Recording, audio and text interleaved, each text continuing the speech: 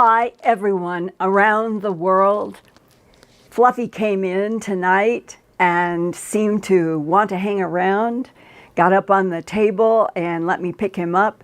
And he hasn't been doing that for 2 or 3 weeks, so I am delighted to have him visiting. And I'm sure the chocolate will jump up on the table. And I think people are now taking bets about when will chocolate jump up on the table with his big furry tail, and let's just see what he does. Meanwhile, among all of the agitating problems on our changing Earth now, one persists in the deep ice of Antarctica that could affect Earth life for many future decades. Weather.com headlined this week on August 22nd, 2021, quote, "Earth's internal heat could amplify the melting of Doomsday Glacier, flood coastal areas worldwide, says study." The Doomsday Glacier, referenced by Weather.com, is the gigantic Thwaites Glacier. It is one of the biggest, thickest glaciers in the world, covering 192,000 square kilometers, which is 74,000 square miles. Ice there is melting at 1.2 miles a year, and it's now speeding up its melt. As Earth warms up more and more, Thwaites Glacier in red on the left is melting into the Amundsen Sea. Scientists report that the gigantic glacier is now being heated up to 150 milliwatts per square meter. That's equivalent to heat in the East African Rift Valley. And the heating is being accelerated by the thin Earth's crust beneath the Thwaites Glacier. The geophysicists doing this research report that beneath Thwaites, the Earth's crust is only 17 to 25 kilometers thick, which is only about 10 to 15 miles. Already since the 1980s, that big glacier has melted off some 595 billion tons of ice, contributing to a 4% rise in global sea levels to date. Last week, in my August 18th Earthfiles YouTube broadcast, I included strange, unexplained boom sounds in Glendale, Arizona, and viewer encounters with spherical glowing spheres that could maybe be advanced non-human intelligence that uploads and downloads various things through such sphere technologies.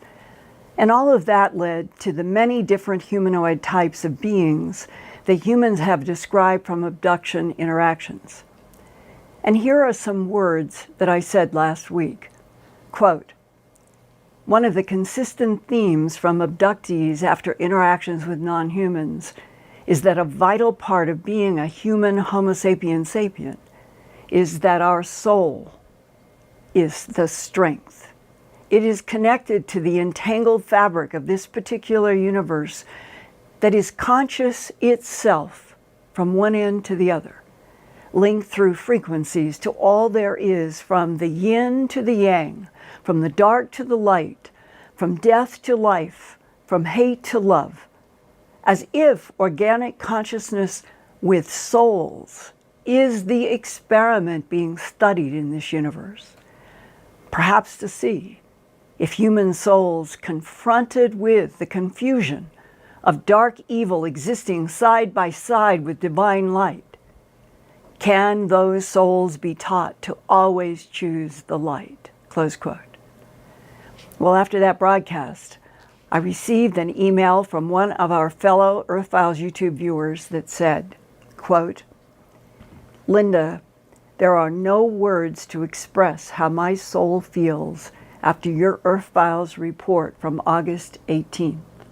Are we moving to an Earth event where our souls go through a path in one direction or the other?"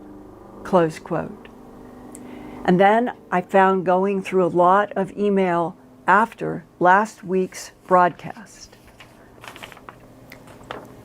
This August 20th email from a former U.S. Marine who has requested anonymity and asked to be called John Doe, quoting his email. Linda, I served with the 3rd Marine Amphibious Force in the Republic of Vietnam from 1968 to 1969. I was stationed in the north, just across the river from Da Nang. I was listening to your Earthfiles broadcast several weeks ago when you described an incident that occurred one night in your Boston home as your husband lay sleeping beside you. It involved a dark force and a cross of light. It reminded me very much of a similar event that happened to me along with 2 other fellow Marines as we all stood guard duty one night. It was both terrifying and illuminating, close quote. He also sent me his DD-214 U.S. Marine military service record and volunteered to talk with me about the dark and light encounter in the Vietnam jungle, but requested anonymity. The Lance Corporal, like thousands of other U.S. Marines in 1968 to 69, were stationed in and around Da Nang, Quang Tri, and the DMZ, the Demilitarized Zone. On March 15, 1969, Lance Corporal John Doe in the United States Marine Corps was awarded a Certificate of Appreciation by General Creighton Abrams, then Commander of the United States Army. It reads, quote, "For your outstanding contribution to the morale and welfare of the United States and other free world military assistance forces in the Republic of Vietnam while touring the command with a military group, entertaining personnel of all services, the significant and lasting impression you made enhanced the morale of the fighting forces and reflects great credit upon yourself and the military service," close quote. Here now is John Doe, retired Lance Corporal Marine, to share his extraordinary experience while serving in Vietnam. In October of 1968, I was ordered to report to Vietnam, and I was attached to the 3rd Marine Amphibious Force. I was a Lance Corporal at the time, and I was located just across the Da Nang River in northern part of Vietnam, and I was there for 13 months.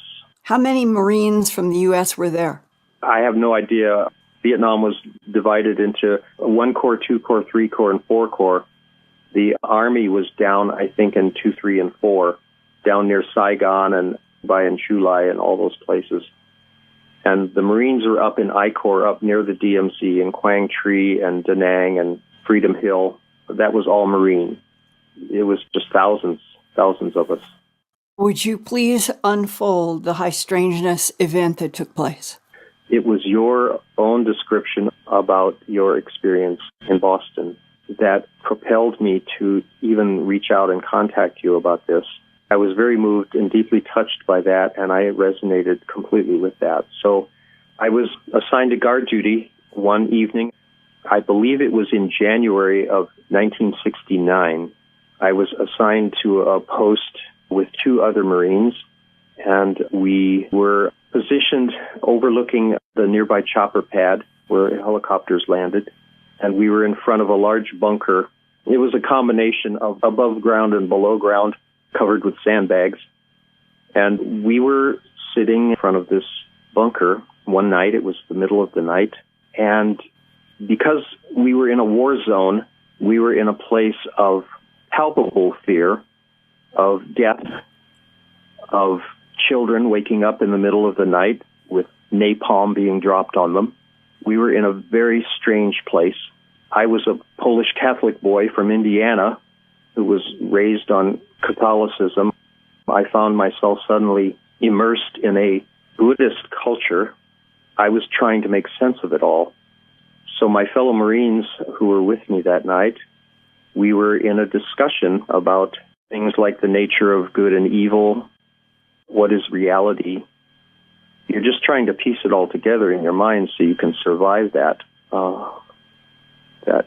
war. And I think we were probably contemplating out loud just questions about the nature of good and evil. What is that all about? Whatever it was that we were discussing at that moment, I can't help but feel that we somehow, by our conversation, triggered what happened next. And what happened next was beyond my ability to understand completely. I've tried. All of a sudden, the three of us noticed this huge dark mass that was almost indescribable. It was more like congealed darkness. It was nighttime, and yet this shape, it was as big probably as a Greyhound bus. It was a huge dark shape, darker than dark. And it suddenly just moved around our right side in kind of a flash. In the wink of an eye, it just moved swiftly around us and into the bunker behind us. And all three of us instinctively jumped up. You know, three Marines with M16 rifles locked and loaded, and suddenly we're on our feet. And we all looked at each other with the same expression on our face. What the hell was that? And all of a sudden, from out of the bunker, it felt like this coldness. These hands were creeping up my spine. All of us were feeling this. It was an unspeakable fear, an unspeakable horror that was creeping up my body, slowly creeping up my spine. It had a grip on my spine, and I felt like I was going to die. And none of us knew how to respond to this. What were you saying to each other? Well, I heard moans. I heard, "Oh my God." I heard one of my fellow Marines almost burst into tears. He was so overwhelmed by it.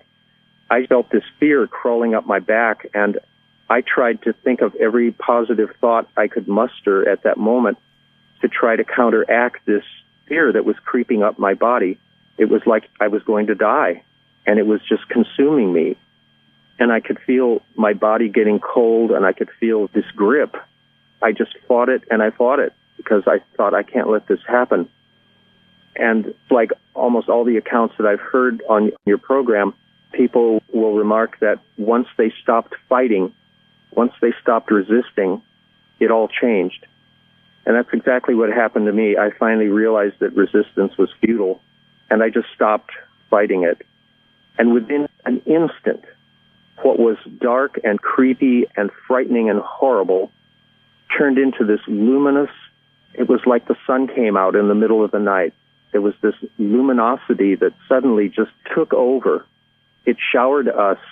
I swear I could hear all the subatomic particles in the air around me, in the trees, in the grass. I could feel it in the sky. I could feel everything crackling, like a static electricity. The air was crackling all around me, and I was in a heightened state of awareness. I've never been there before. I couldn't begin to describe that. I think one of my companions said he saw angels appear.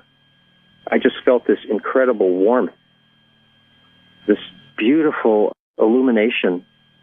I stood there, and when we slowly regained our senses, we started talking. And because we were on the subject of deep thoughts and large concepts, we kind of continued on that track. And we would begin discussing among ourselves these very deep spiritual and psychological concepts. What were you seeing in your mind's eye? Eternity. I saw eternity. What does that mean? I felt I was looking at God. That was the only way I could describe it. It was like God was there. We were God. We were with God. It went from a demonic kind of experience to an angelic experience. And I just felt completely safe. I felt nothing but light. We were sharing a consciousness with something so much greater than ourselves. And did the three of you talk about the suddenness of something changing from a black hulk that felt like it was going to kill you into blazing light? Did the three of you talk about it then? Once we got liberated from that and were in an illuminated state, we were just in the moment. We were in that moment. And the moment was full of accessible information. It was full of love. It was full of light. Did you three report this to a higher authority? Oh, yes. We were summoned by both the base chaplain and our commanding officer who interrogated us about that evening's event. I wanted to know what was going on. I think they were trying to determine whether or not we were still sane enough to carry a weapon and remain in country, or if it was time to send us home, that we'd lost our minds. And it all happened in the same place at the same time for all three of us. Apparently, they determined that we were still sane enough to remain in country. We were interrogated. We caused quite a stir. And the really astonishing thing about the whole event was that it didn't just go away. This feeling that I had of being illuminated, it lasted for almost 2 weeks. And I was sleeping at night. I eventually ate meals. I performed my duties, and yet this feeling did not go away. It was a totally unique experience, and it was beyond intense, and I was forever changed by that. I have never been the same since that night in January in 1969. You know, as strangely perfect as life on Earth can sometimes be with synchronicities, after I finished recording that interview with Lance Corporal John Doe, I found in my August 22nd email a profound surprise from a dear friend, Susan Markowitz Meredith, who worked as my production assistant at KMGH-TV, the CBS station in Denver, when I was director of special projects there from 1976 to 1983. She and I have been friends forever, but she's in New York, I'm out west.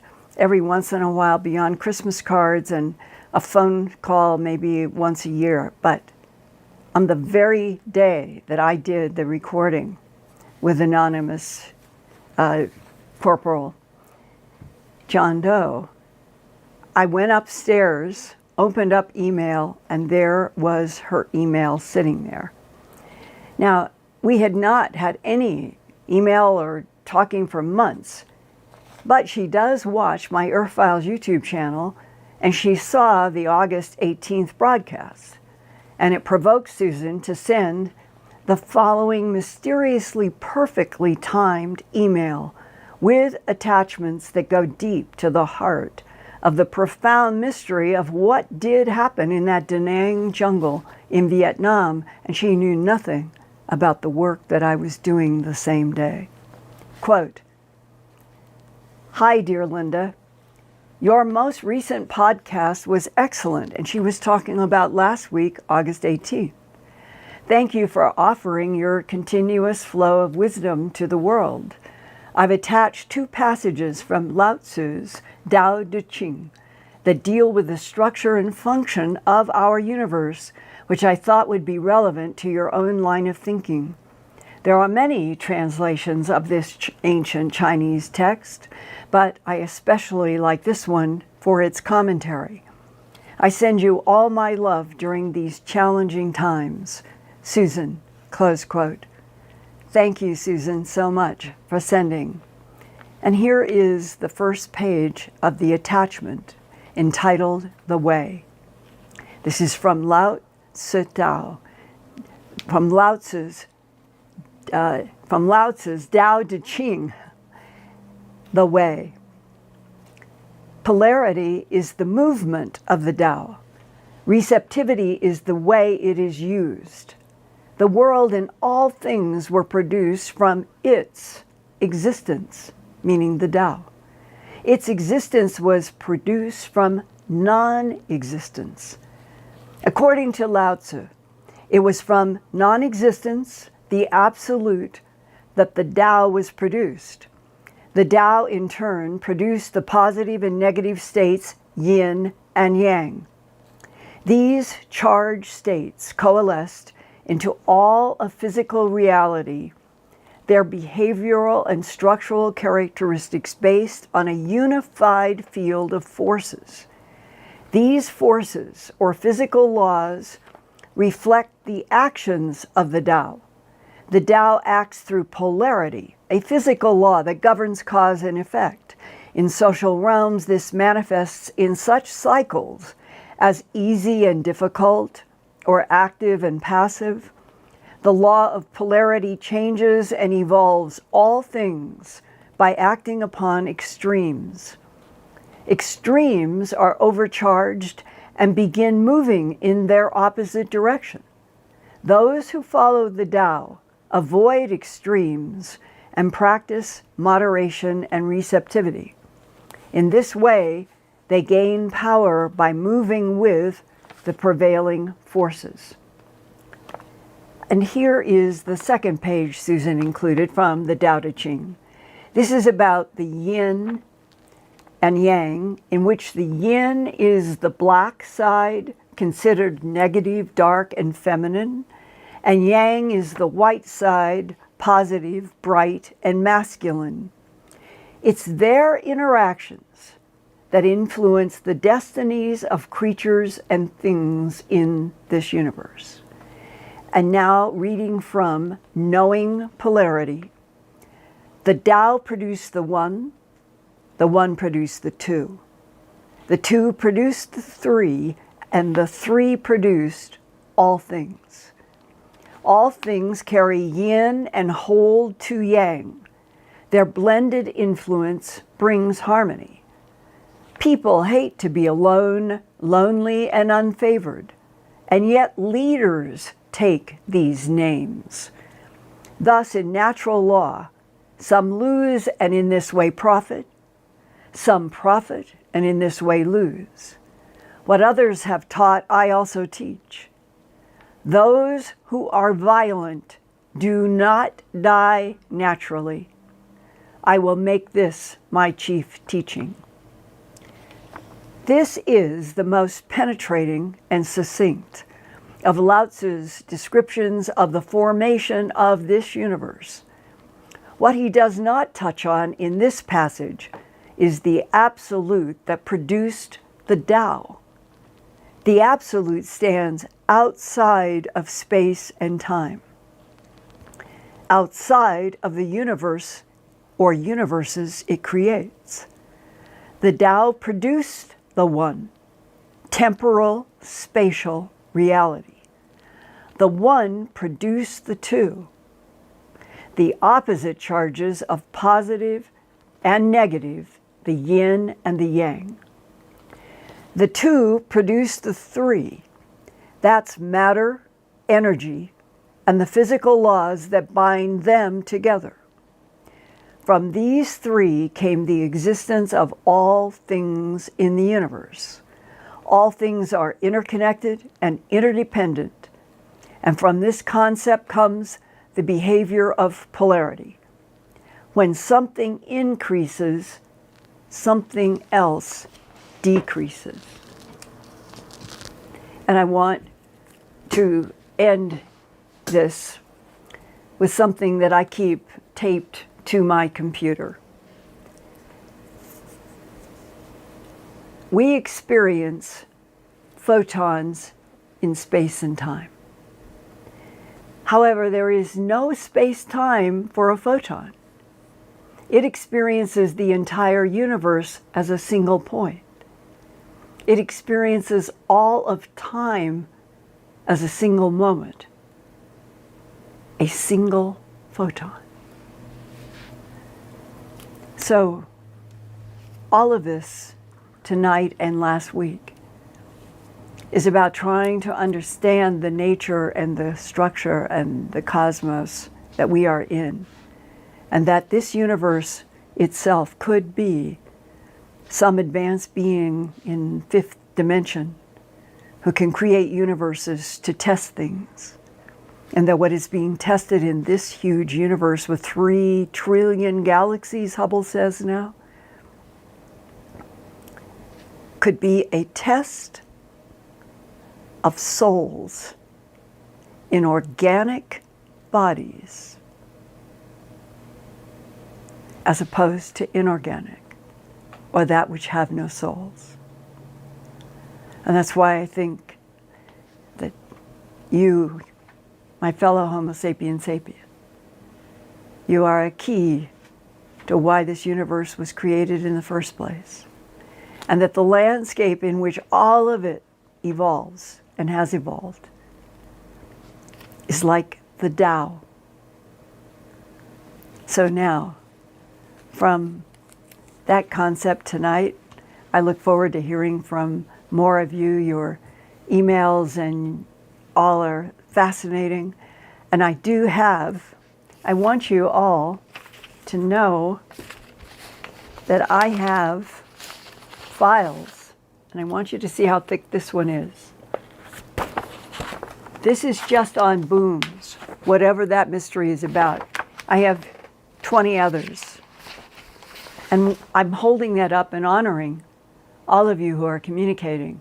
And I'm now in the process of trying to see how do I share more and more of emails in these different subjects in a way that would come through my earthfiles.com. But in the meantime, I'm hoping that tonight, Ian, that we can start with some questions and comments about these subjects that are so fascinating to the Earthfiles YouTube audience, that what they have written me in 1 week that produced this show is an inspiration and gives me hope for continuing to evolve for the rest of this year and on, seeing through the minds and eyes of this wonderful audience that is keeping growing. You guys, Ian, we are now through, is it 182,000? Yeah, I believe we're halfway through to 183,000 now. It's just fantastic. It feels like our movable feast conversation keeps getting broader and broader, and our subjects are getting deeper and wider, and that we are all feeling together that there is now a way to talk with each other about some of these subjects that we have kept inside of ourselves, and interactions that we have always been afraid to tell others about, because everybody has been afraid of being castigated or criticized or ridiculed. And that at least so far, even in the horror of the pandemic, and Delta and Lambda and Beta now coming, Lambda and Beta coming on the tail of Delta, there is a feeling, to me it's becoming as palpable as the mystery and the fear that the Marine corporal felt about that dark hulk, and then his astonishment of it evolving, dissolving, being replaced by something that was like radiant sun. There is something about this time as scary and strange, and how it feels like something is doing this to the planet and to all of us, just shaking us really hard. Something is now emerging in your emails, your letters, and my own intuition, that it's out of all the shaking and the changing and humans having to find another way to exist in some kind of a collaboration with Earth. That is what is at the process now. That's what's happening. If we can just hang on as a species on a planet, hopefully be introduced to the other life that is within 10, 20, 50 light years that we already have communications with through our government and probably others. But if we could get onto a new landscape where everything was more honest, and we understand the true nature of this universe and what exactly is at stake. If it is an organic consciousness experiment of organic consciousness that has a soul, and that's the big, big, big, big game we are in. It might change some of the dark and some of the problems. And with that, Ian, take off. Thank you, Linda. Great reports as usual. I've got a lot of super chats here, so thank you everybody for your generosity. Here we go. Douglas Jones, Steve Carrier, Moonbird, Courtney C, Green Starbeam, Mary Kelly, Wellman Osario, James Thiessen, Joan Oshie, Shannara from New Zealand, I believe, Vegan Tattoo, Fernando Menezes, Adam Ambrose UFO, Leon Kennedy, Holg Gdansk, Whisper of Love. Thank you. Oh, wow. 3 cheers, 12 cheers, 20 cheers. Thank you, thank you, thank you so much. Without you guys, it would be hard to keep doing this. So I really, truly appreciate everybody. And Ian, what is the first comment or question? Okay, we've had a few comments. Some people have also witnessed this, the dark mass. Wow. So we're getting some interesting comments coming through, and I would urge anyone who has those personal experiences to contact us at earthfiles@earthfiles.com. Yeah, and Ian, is there one there that you could share for me to comment on? And in the context, I would love for all of us who may or may not have encountered this dark, palpable force, what you think it is. And so do you have one there that you could share? Yes, well, I've got so many questions here. I'll fish that one out for the next, okay. The next one, but I want to go straight into, first of all, there was a comment that Carlos Castaneda also talks about a large dark mass in one of his books, and I think it's referred to as an ally. An ally. Well, what provoked Lance Corporal John Doe to get in touch with me was the story I told about my experience in Boston. And this was a black, palpable hulk that came through that door into the bedroom. And it definitely was not an ally. Right? Okay, and we've got some other questions as well, Linda. First of all, I've got a comment from someone, Vegan Tattoo, who went to the Making Contact conference last weekend. They say it was great, and they asked the question, do you think that the UFO, UAP, ghosts, spirit contact, and other paranormal phenomenon are closely intertwined? Could we be dealing with more than one thing? Yes, I think so in this regard, that what my introduction tonight, and Susan, my dear friend, sending me the Tao Te Ching, those 2 pages, was to share with you guys a framework, a landscape in which I think everything is happening. And that the quote about the photon as experiencing infinity. And we humans were not made to have that kind of consciousness at this point in our evolution. But if it is true that there are perhaps an infinite number of universes, but let's just say a large number of universes, and we're in this universe that the story from Hubble, the estimate was now based on Hubble and other telescopes, that we are in a universe that has 3 trillion galaxies. And each galaxy has billions and billions of suns and a vast number of planets. And so when it comes to ghosts, shadows, if we started going through all of the high strangeness that can be described, I'm thinking right now, I can almost hear his voice.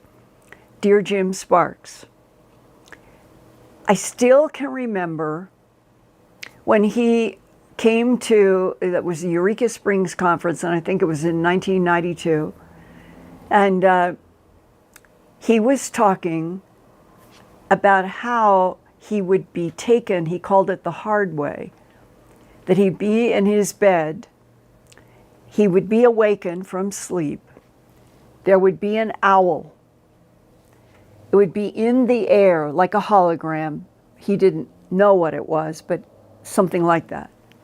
And when he saw the owl, he knew that he was being taken to school.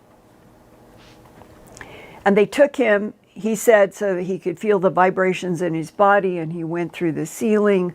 And like the Brazilian that I've reported about, who went through the ceiling and left his body mark on the ceiling, and I did so much science investigation on the heat of the body in the ceiling, that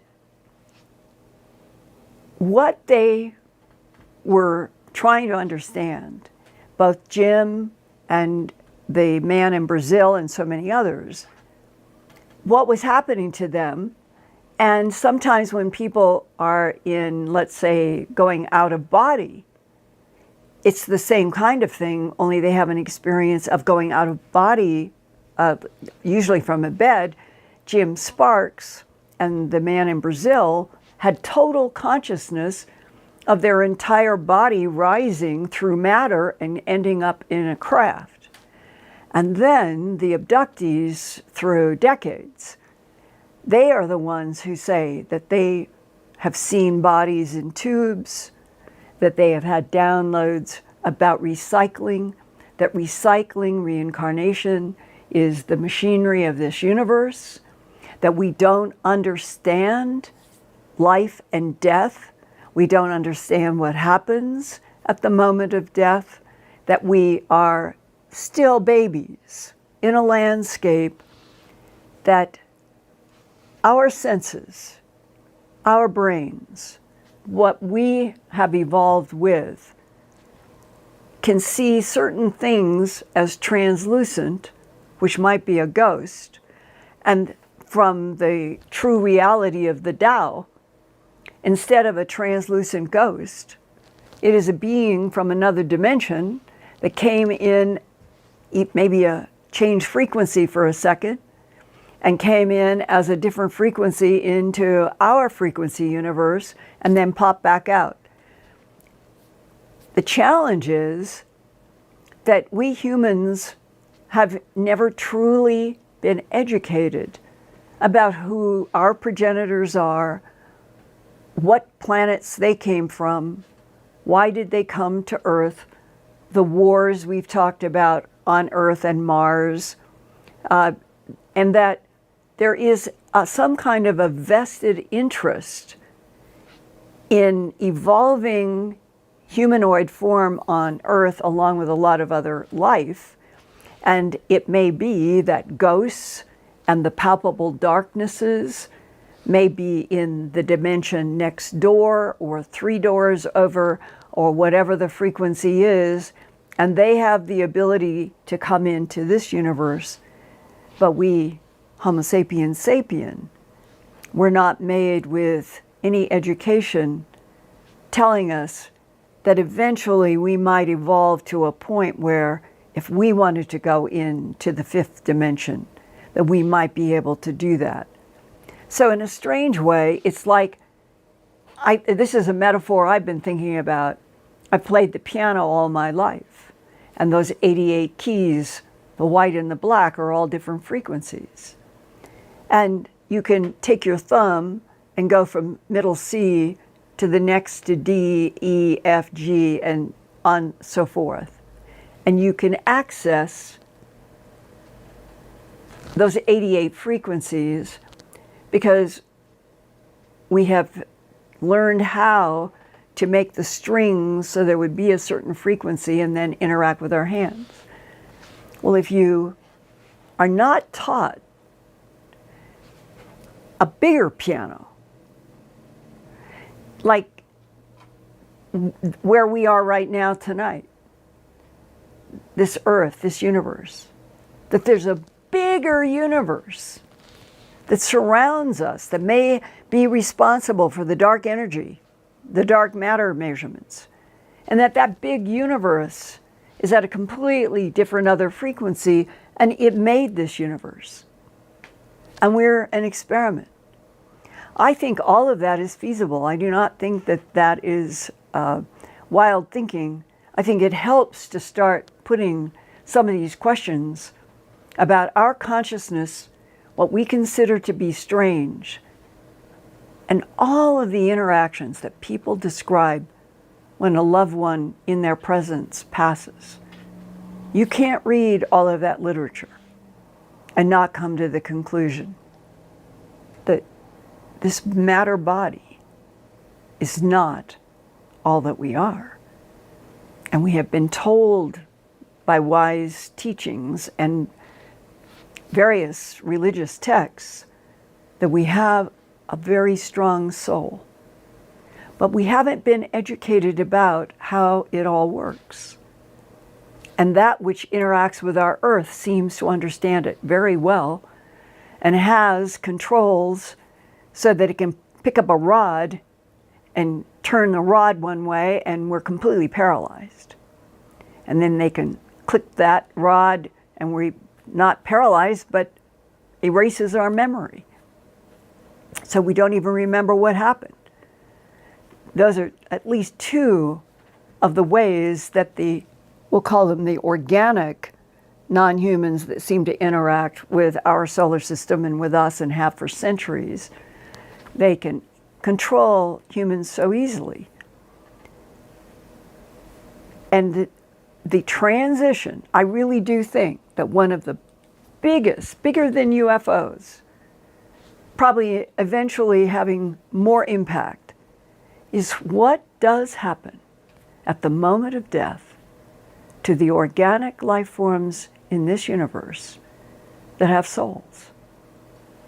And if they recycle in this same universe, is there a reason and an evolution?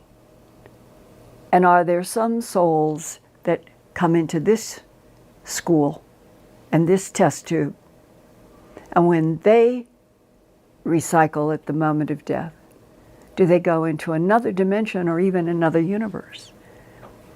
Those are relevant and fascinating questions, and those issues come up the more you read what other people have encountered in the abduction syndrome and investigators investigating phenomena that appears to be related to beams of light, craft, and other beings. So Ian, I would say for our dear audience that when I did the 2-volume book, Glimpses of Other Realities, volumes 1 and 2, they really are volumes. That 2-volume book is about 800 pages with all kinds of illustrations and maps and documents. But just think about it. Those are books that I have tried to put in where I have documents, firsthand recordings, that they have something that is tangible backing what is in the books. Think about the size of the library that you would need and the millions of books to understand every life form on this earth, let alone in the universe. I just think it's endless, and I think it's exciting, and if there's danger, and if there are hostiles as well as neutrals and friendlies, that's part of what we must learn.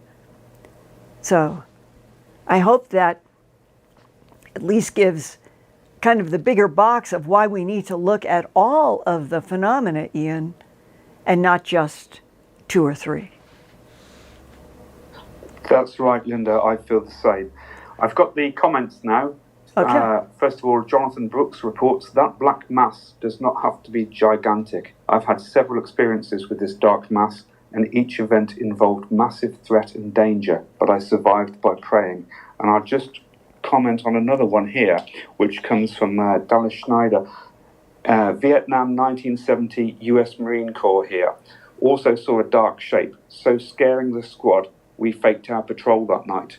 May have saved us from an ambush spot that night. Did not turn to light though. Wow, I would love to hear from him. If he's listening right now, get in touch. You can get in touch with me directly at earthfiles@earthfiles.com. That's my personal email, earthfiles@earthfiles.com. I would love to hear from any of the military people who may, in any place in the world, Middle East, Southeast Asia, anywhere, Colombia, may have encountered this palpable black force energy And does this particular writer suggest that he had any intuitive sense of intent or what it was? No, it just says exactly what I read. Just the comment that we read. But I'd be interested to learn more. So Me too. I hope that they can give us a bit more context on what was involved. There are a few more here as well, Linda. Yeah. I saw a huge darkness coming toward me. When it got really close, it fell down, and I saw dark wings. Did not see a face, just the huge wings. And that's from Pamela Jean, who has also documented some other experiences. Was it outdoors, like in a jungle or a forest or someplace else, or does she say? No, that's just what we've got in the in that comment. But she has been posting a few other things, so I hope that Pamela will give us a bit more information. Yeah, it's good. We've got other people who've had encounters with shadow people as a child, yes, as well, and that's common. Yes. Most people don't understand that the shadow people, it often is one of those diastemeres, the spherical, about the size of a grapefruit in some cases and a basketball in another. It is a non-human technology. It is used to access all kinds of spaces. And the fact that that glowing sphere in the Linda Porter case in Glimpses Volume 2, she drew a beautiful illustration. She is lying in bed and she looks out and suddenly there is this glowing golden white light. It's right in the middle of her room. She sees it turn, and as it turns, it deposits a shadow being in her bedroom. And she did not know what happened after that, but she lived a life of being an abductee. So apparently, that is at least one of the possibilities that the diastemeres or the glowing spheres could be used as some sort of a transport, maybe not of an organic body, but of consciousness that could be projected into that sphere and end up anywhere, in a forest, in a room, in a boat, in a car, and then the shadow essence, shadow being would appear. It's a question I've always had. I don't have any definitive answer, but that's on the other side of these stories about the shadow people in the spheres. Go ahead, Ian. Pamela says she's going to email us, and we've also heard from Moonbird, who's also experienced dark masses as a kid. Really? Jasmine Wolf has witnessed a Vanta black humanoid shape. You could describe the colour with another person next to me, whose words were, "I just see it." Well, you know, this is very important. It's like we're scratching the surface of something that I feel is like an iceberg and very deep. I would not have thought that many people would have these interactions with this dark, palpable Hulk thing that I experienced in Boston. And it would be very interesting to learn how many of you who can send details, were you given telepathic communication to help, as I was, say the Lord's Prayer over and over and don't stop? Other people have been told in their mind's eye, say in the name of Christ. Whatever it is, it appears that this is sort of, we're getting an insight into one of the battlefields of the cosmos, where the yin and the yang, the light and the dark, the palpable black energy comes, and something outside of ourselves delivers help through guidance to a prayer, to a avatar, to something else. And I think in this whole complex and sometimes very confusing, the juxtaposition of the white to the dark is sort of like that is where the main substance of the universe that we're in, it's like that's where it's all about, and yet we still don't have a clear picture. Go ahead, Ian. What else have we got? Yeah, I've got so many coming in. I've got another one here from Auntie Barnes, who says, I met a cold, dark, total darkness, a living entity. I was awakened by it in my hotel room in Belize one night. It was menacing, but I believe it was warning me of a dangerous situation I avoided right after. So many experiences coming in, so I do urge people to please contact us. Yeah, thank you for this. I really do think this is important, and it is not at all written about or discussed at the level at which it has occurred. I would say that just based on tonight, because I would have thought it was only a very few people.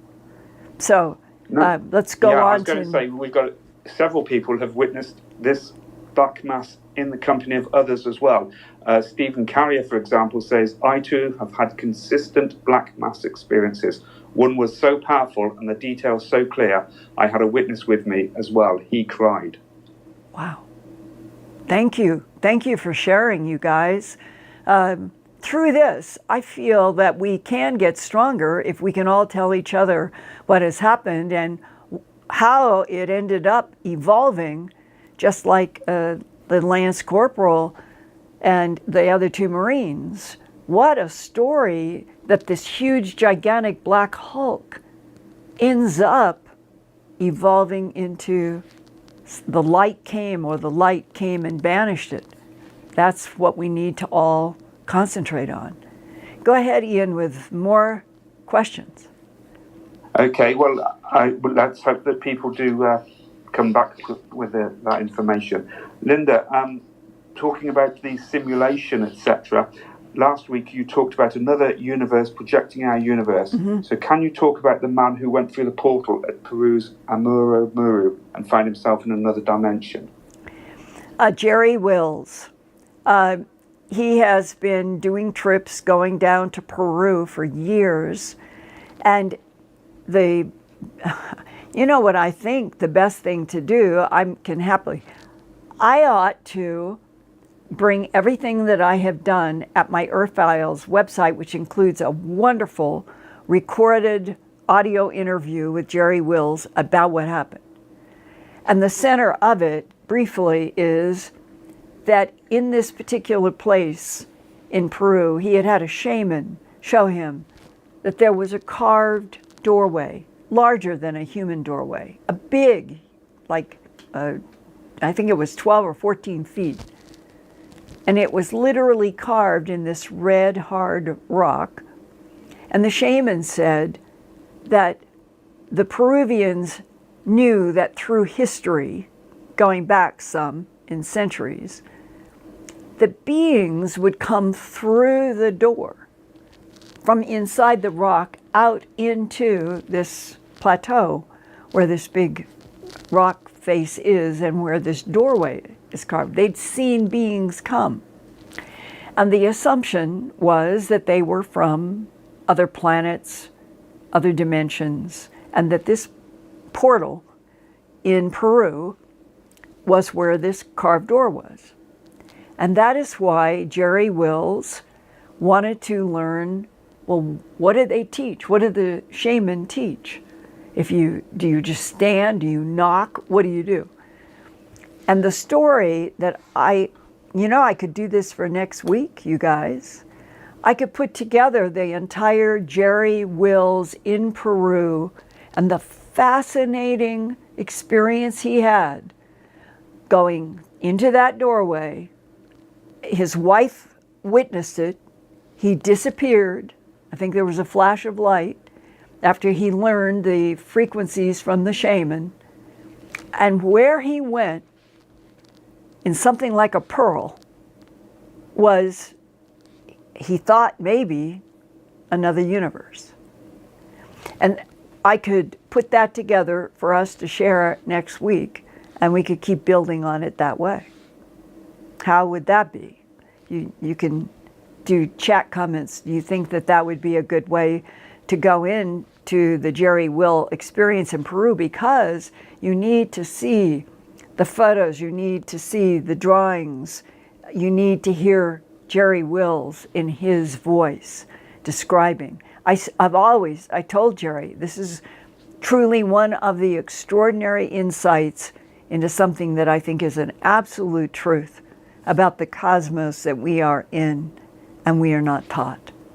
So, Ian, what do you think? Should I say now? Absolutely. Next week? Absolutely. It's one of my favourite interviews that you've done, and next one that Wednesday. I always revisit and always play to other people. And the audience are right behind you. We've got so many people saying, "Yes, let's do it. Good. Do it, Linda, please."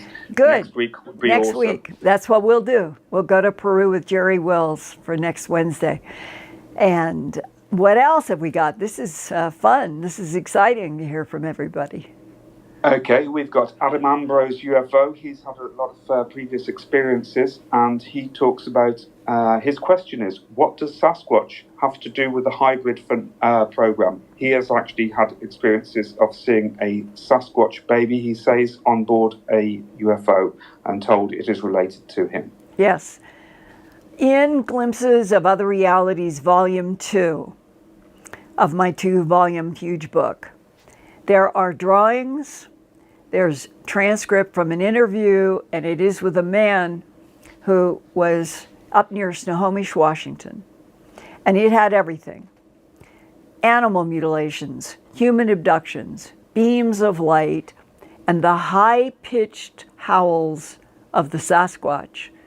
And a deputy sheriff that I talked to, who told me that on a what was a branch of something like a lodgepole pine, something had the ability to reach up 14 feet. He measured it from the path, 14 feet, and go like this and break this limb and hang a deer by the scruff of its neck. Associated with exactly the time that the deputy sheriff found this were other witnesses in, we'll call it the general farmland around, who said that they were having animal mutilations or that they were seeing and hearing what they called Sasquatch in Washington, and it's called Bigfoot other places, and it's called the wild man of the Himalayas in the Himalayas. And in that story, which is another one that I might think about doing for Earthfiles, I did a long recorded interview, and what I remember, here's the short version. He was out weeding. His dad was back in their house. He was supposed to go in a while and have supper. And he hears sound. He sees these trees start doing this, and there's no wind. He knows there's no wind. Nothing else is moving. But suddenly these trees are doing this. And then a big silver disc comes right down over the trees. And he said, I tried not to move. I don't know what it is, and I don't know what they want. I don't know what they're going to do. And he said, I just froze and I watched. I just froze and I watched. And he said he saw a beam that he could see. He said it was like air. It was like air on air. Whatever this beam was, it was sort of translucent, but he said, I knew it was a beam, came down, and two humanoid-looking beings, he said they looked like Filipinos to him, beigey brown skin, no hair, wearing blue tight leotard uniforms, came down in this beam. The beam dropped them off. They start moving as if he's not even there, which is what he had hoped, but he figured that they knew he was there. And as they're going off, he said, I was afraid to move. And Linda, here comes another beam. And here is a Sasquatch, big, huge, 8 feet tall, reddish brown hair, and he comes down in the beam. And it goes right after the two men in the blue sparkly leotards. He said they must be working together. And that has been a suspicion by a lot of investigators who have always been able to find associated stories about the throwing of the rocks by Sasquatch on people who have camped, and then they end up seeing a UFO. They may not see the Sasquatch go up in a beam or come down in a beam, but they put the pieces together. And so Sasquatch, Bigfoot, beams in which they transport, and then people in the abduction syndrome who say that they end up in a craft with extraterrestrial biological entities, and they're sitting across from them is a Sasquatch or Bigfoot, as if it goes with the craft. So I think there is possibly the idea that the Sasquatch humanoid was another experiment to live underground and to do work for more advanced humanoid intelligences, and that they are telepathic. They are very capable of doing many things. And we, on the surface, have not had many face-to-face interactions because they were made to live underground and do work on this planet for other intelligences. So that is, in a short form, my perspective on the Sasquatch, Bigfoot, Yowie, the wild men of Laos, and all of them. I think it's all the same thing, and that they interact for and work for other intelligences by living inside of mountains and underground on this planet. And the fact that some of them have been seen disappearing into a flash of light probably fits that scenario, because it's a technology, a transport technology, probably in the same realm as the diastomere or the sphere, that can come into any place, download messages, unload a shadow person that's not in full form. And the Sasquatch and the diastomeres, they've been seen together as well. So we covered a lot of ground tonight. I really enjoyed it. I hope you did too. And next week, I will bring the Jerry Wills story in Peru that ends up, possibly, as Jerry feels, in another universe that knows about this universe. So that's the fascination of the Jerry Wills going through that rock wall in Peru, and we'll get into that next week. I love you guys. I'm so glad we can have this dialogue on Wednesday nights. And I really look forward to seeing you next week. And who knows what subscriber number we may have broken through. So thank you. Feel a digital hug. I love you.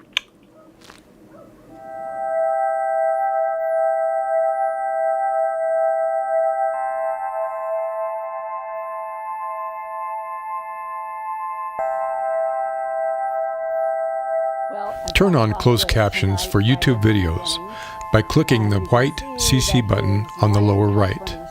The default language for Linda's videos is English.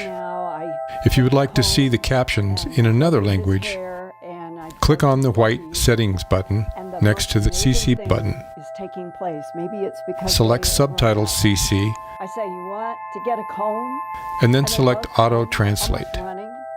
And I don't have to put them in. Select a language, bind them anywhere. They love. And the captions will now appear in that language. Sort of gone through, and they will hold their heads. I never had a cat do that before. And they'll pull against the comb, helping me get out snarls. And I think it's the best they've ever been.